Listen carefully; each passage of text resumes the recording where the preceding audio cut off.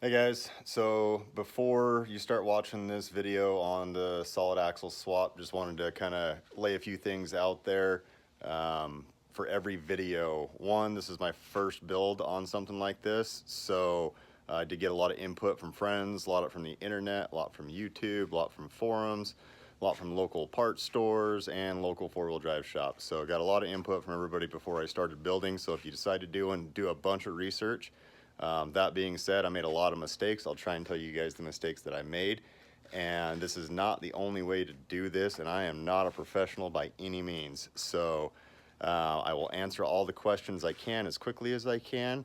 And if I cannot answer the questions that you have, I will try my best to find the answers and get them to you guys. And if you want to continue watching all of this series, I will be calling it Solid Axle Swap Tacoma, and episode 1 through whatever it takes me to get this on. Try and keep the videos at about 10 minutes a piece. So enjoy, and hopefully I can answer some questions. Alright guys, so I told you I was going to start the build on my Toyota sometime in January. It is now, what's today, the 20th I think of December, so just before Christmas, and got back from the cow elk hunt, and the strut was completely blown. So like I said before, the lift on this Toyota was ridiculous. I don't even know how to explain it, but anyway, here's kind of what was in there now that I got it all torn apart. So basically this strut mounts up there, and then it slides through the old upper ball joint mount, and then there's this sleeve that holds it tight in there like that, and then this menagerie clamps it all together with all those nuts and bolts.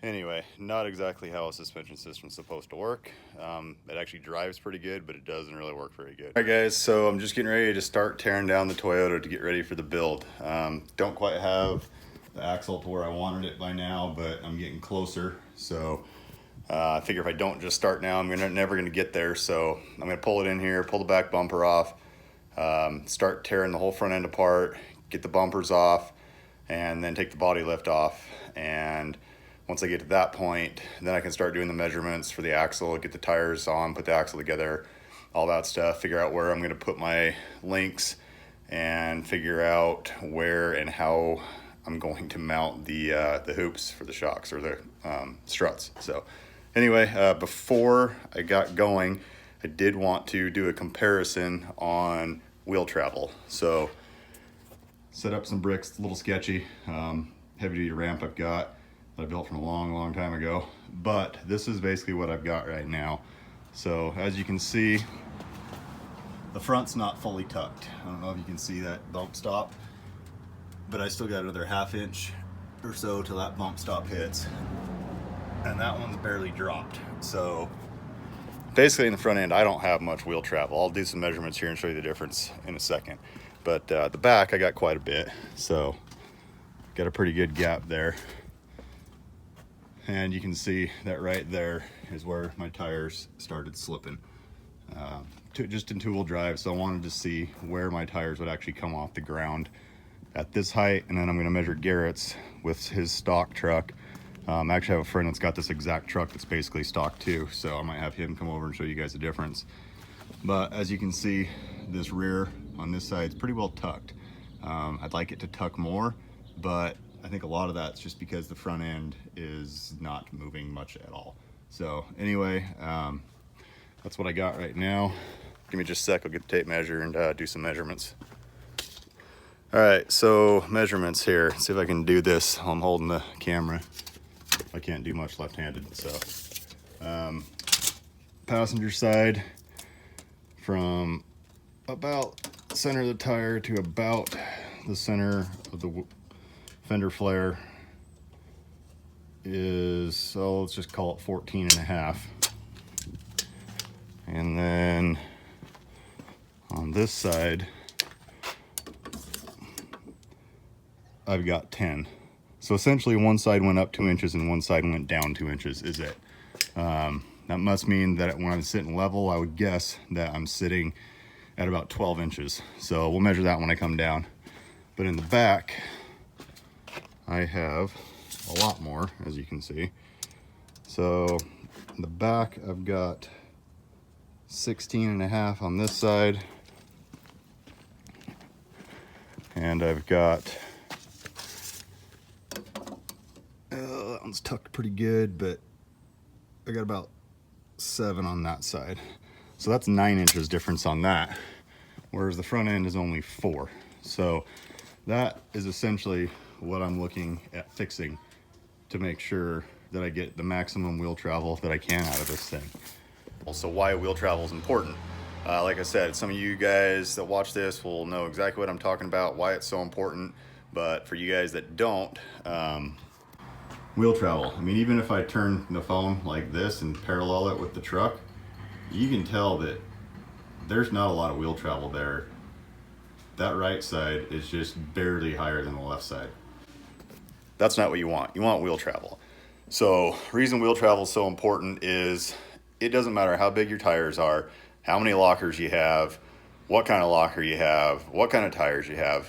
None of that matters if you can't keep those tires on the ground. So keeping the tires on the ground is what's important. So for instance, right now, this is exactly where I started to spin. So that back tire right there started to spin. Now with a locker, obviously, which I have on the rear end on this truck, that side would also catch, but even then I've only got one tire contacting the ground at that point with power to it and not 2 tires. So I could still probably go, and then obviously if I put it in 4-wheel drive I could go higher because this tire would still be spinning, and actually most of the weight would probably be on that one, and then eventually this one would come off the ground. So depending on the angle anyway. But yeah, wheel travel, very, very important. So that's what we got right now. I'll put a mark on that. I know you like my redneck brick stuff right there, but I'll put a mark on that to show how far I got. And then when I'm done, I will do it again and see how far I got. And as long as I got this thing up in the air here, I'll show you another issue I'm looking to remedy with this build. So with the angle of the U-joints right there, because the drive shaft sits way lower than stock, I don't know if you can see that or not, but it is almost contacting the cross member. It is close. So that's another issue I'm going to be remedying, because with that, well, I'm going to be dropping it an inch or 2 when I bring it down, and then, which is the first time I really looked under this thing too much. Got a little leak in the transfer case there. Better fix that too. Anyway, with the high pinion front end that I'm putting in that, it should change that angle quite a bit. And then I won't have to worry about that cross member. I may have to rebuild that cross member depending on where everything lines up, but not a big deal. It's pretty easy to do. So like I said, I want this thing to operate right so that we can get out and do as much off-roading and hunting as we possibly can in the most remote areas we can, because that's where you get the good stuff. So anyway, say goodbye to that crap front end there.